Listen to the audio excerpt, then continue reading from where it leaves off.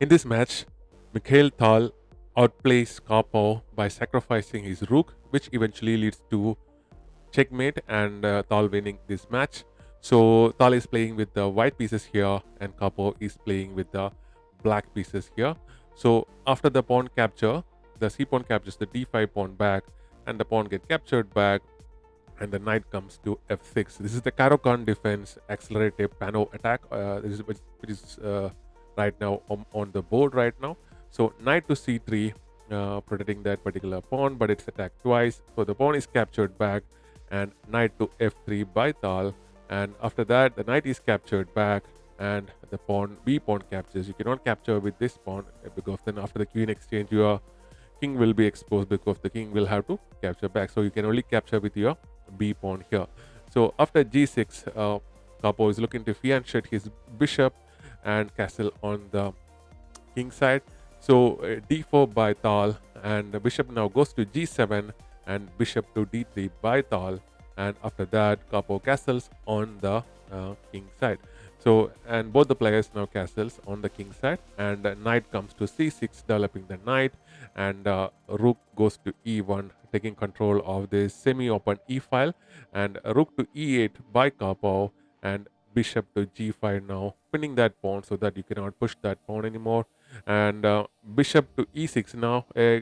Normally you won't play this move because it will obstruct the movement of this pawn, but here this you can't move this pawn anyways. For the time being, you can, it's all right to play that bishop move, but actually that was a mistake, and actually this bishop was captured by the rook of Tal, which opens up this game entirely. So you have to capture back with your pawn, which basically weakens this particular light square diagonal, and there is this double pawn on that e file.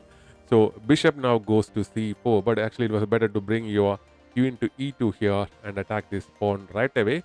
And queen comes to d6, protecting that pawn, and also eyeing this h2 square of the white king. Queen now goes to e2, a move late, and after that the knight retrieves to d8, protecting this pawn. A better move was to give up this pawn and to bring your king to safety on this particular h8 square. But after that, the rook to e1 is played, allowing Tal to develop his pieces with an attack on that particular e6 pawn. So bishop is now attacked by this rook to c8 move, and the knight goes to d2 here. So a better move was to bring back your bishop to d2, but and supporting this pawn over here. So because if you move this bishop right now, this pawn is hanging, and once this pawn is taken, this pawn will also go. So the bishop move would have been better, but now the king is moved away to h8, and the knight goes to e4, attacking the queen, and the queen had to go back to c7, again creating a more pressure point on this bishop. So bishop can now move back to b3 because this knight is now protecting the c3 pawn over here, and the queen cannot take it anymore. So e5 now attacking using one of that double up pawn to open up the center and attacking the pawn structure around the center Karpov, but it also activates this light square bishop now, which is a very very dangerous piece right now. And it's also important to note that Karpov do not have his light square bishop, which was exchanged, forceful, purposeful going down the exchange by Tal. So h4 now supporting the bishop and also pushing the pawn, and h5 will be coming soon, and this allows the capture of that pawn e into d4. But a better move was to bring your queen to b6 over here. Now h5 is played, attacking the pawn structure, and after the pawn capture, this pawn capture is a mistake, is which actually opens up this game for Tal, because here queen goes and capture, which is a natural looking move, but in this position there was another good knight to f6 move, because this pawn here is pinned. You cannot capture with this pawn, and because if you capture, the queen will capture the rook, and it will be checkmate. The bishop have to cover, and once the bishop covers, the bishop will be captured, and the game will be pretty over. So this would have allowed Tal to create a more powerful attack, even if the capture didn't happen. So if you capture it like this, the checkmate will happen like this.